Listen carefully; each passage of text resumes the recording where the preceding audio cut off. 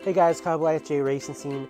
Today I'm in New Jersey with our brand new demo rack here. This thing's got a wall mount set up for water fed and soft wash.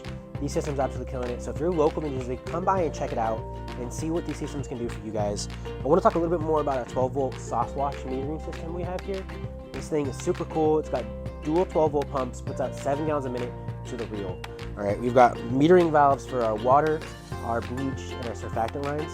And we got all three of those tanks around the back here plumbed up already. So these are gonna pull from those tanks, and you're gonna be able to change these metering valves on the fly to get exactly the mix ratio and the percentage mix that you want for soft wash cleaning, all right?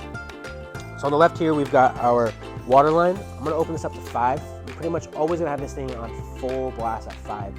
And then on the bleach line, you're gonna wanna set this thing between 2 and 5.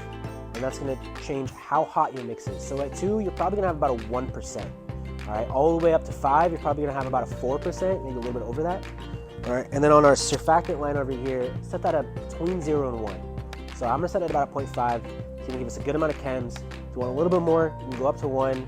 Any more than that, you're probably just gonna be putting too much chems, wasting chems onto the surface. But that's gonna give us our basic setup here. If you wanna go hotter, you can always turn down your water to get more bleach.